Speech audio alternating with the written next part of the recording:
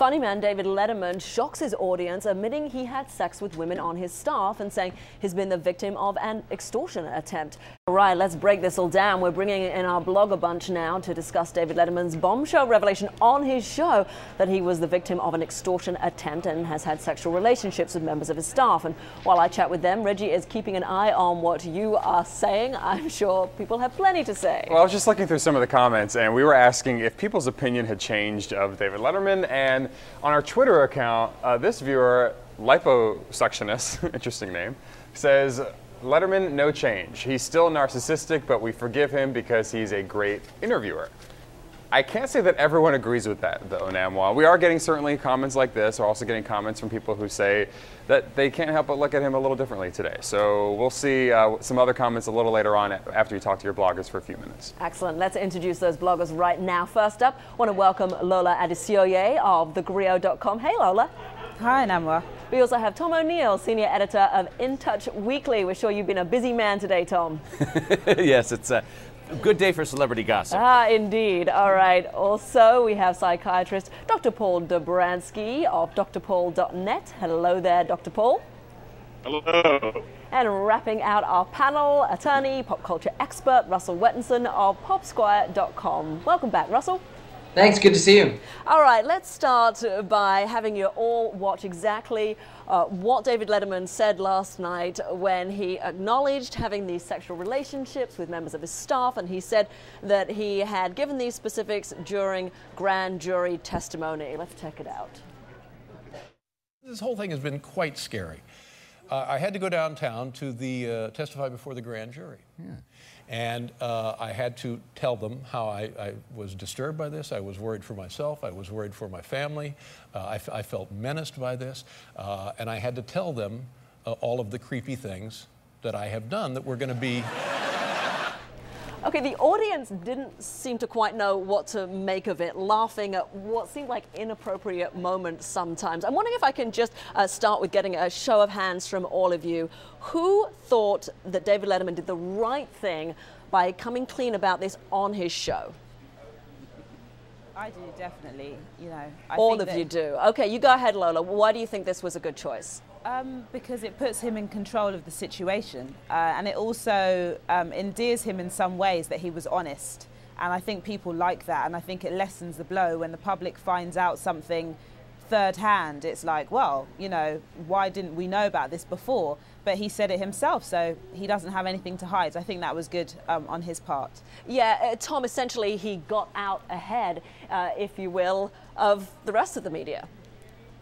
He did, but there's still evidence in this case that someone thought was worth $2 million, and we haven't seen yet. And now there are reports late this morning that suggest that this evidence consists of diaries and photos and potentially letters about an affair that he had with his assistant. Now, this producer of 48 Hours, who's being fingered here as the extortionist, this Robert Haldeman, has recently broken up with a former assistant of Letterman's, and apparently Haldeman has in his possession the materials that he was using for this ploy were things that she had that was, you know, very incriminating to Letterman. What I'm leading up to here is, what if this was not consensual sex? What if this is a case of sexual harassment? What if this is another Bill O'Reilly situation? Remember that? Well, you raise a very interesting point there, because obviously David Letterman runs the show. On his show, there is a presumption that this might have been a sexual relationship with a subordinate, one or more subordinates. Let's take a look here, actually, at what David Letterman said, because he tried to make a joke about this. He tried to be self-deprecating. Let's just roll that sound. Would it be embarrassing if it were made public? Perhaps it would. Perhaps it would, especially for the women. Well, let me ask you, Dr. Paul, I mean, is this matter of having a sexual relationship with somebody on your staff, possibly a subordinate, is that funny? Well, that in and of itself, I mean, that's certainly a misuse or use of power, and that's a boundary violation. But it's not something that would be related to Letterman's masculinity, let's say. or his sexuality. I think one of the very fascinating things about that he is a comedian, and this kind of scandal is now happening to him as opposed to just a politician or someone else, is that these days a lot of people male instinct. That's the animal nature of being male. So he's attracted to women. Good. But what he's done wrong here is to violate some of these boundaries. He's broken promises, it sounds like, in his relationship or in his marriage or in his girlfriend situation. That's what's bad. That's what we should be looking down at, but not the fact that he is a male who is attracted to women. Actually, being a comedian buys him the sort of public forum to make light of normal, natural male instinct in a way that is more palatable to the public.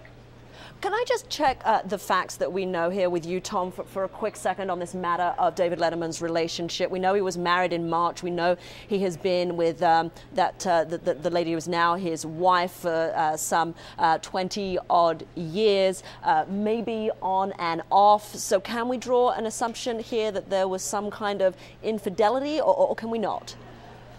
Not infidelity if his relationship with Regina Laskow, who he married in March, was considered an open relationship prior to that. Apparently, this liaison with Stephanie Burkett, his assistant, according to reports today anyway, ended right before his baby boy was born that he had with Regina Laskow, who he married. So in other words, Letterman's a bohemian. He's a rascal. You could see him in a more open relationship. But if this has persisted since the marriage, that would be a different matter, I would think. Well, what about, Russell, this issue of marriage in the celebrity or high-profile world? Are they held to a different standard? Is there any expectation now that a person of this sort of standing will have a monogamous relationship? Well, talking about marriage and celebrities, I guess we have to ask Khloe Kardashian, who just rushed into marriage after knowing someone for a month. The tale of Hollywood marriages is one of ups and downs. They don't last very long. So I don't put a lot of weight into, what should we expect from Hollywood marriages. Now, in terms of David Letterman here, like the other panelists said, we don't know what the agreement was with his current wife. Perhaps it was an open relationship. And the point I want to make here is that there are no allegations that this relationship with his assistant or other women, because he's using the plural, was anything but consensual. So yes, it may have been a violation of company policy, but it's not per se unlawful to have sex with someone in your office. It may not be a good idea from a civil liability perspective, but it's not unlawful. And then the only other point I want to make is too bad this didn't happen the night Madonna was on, because that would have been fun. Oh, I think that's a fabulous note to just wrap up the first portion of our conversation and check in with Reggie. What are you hearing? Oh, that was a good one, Russell. Let's look at our Facebook page to see what some folks are saying out there. We have Laura who says, no, I don't care about his personal/sex life. I feel bad about the extortion plot and just think that David Letterman and his show must go on, as I'm sure it will tonight. Eric says, I respect that he had the courage to get on TV and do the right thing and admit his mistake rather than hide it, and then when someone else exposed him, lie about it like we see happen so often. So Eric actually giving David some props there. And finally, Maria, she has a different perspective on this. She says, I agree that all people deserve their right to privacy. Furthermore, we all make mistakes. However, David has made a living by blasting politicians, celebrities for the same acts. I hope he has finally realized that his glass house now has been broken. Now that is interesting, especially given what Kyle was just saying. So I want to ask Lola about that, because Maria's already jumping to the conclusion, as I'm sure other people are too, that, that David Letterman is a hypocrite, but we don't know his life. Yeah, I mean, this fascination with the personal details of the lives of people that we really don't know about, I always find quite interesting. Who cares? Let him deal with his business. But is he a hypocrite? Perhaps. But, I guess that's what people like. He makes a living and he's funny. He's a comedian, then therefore it's okay if he mocks other people, such as former President Bill Clinton, for their philandering ways. So he's not a hypocrite if he does that and then is a philanderer himself, or we don't know that he's a philanderer?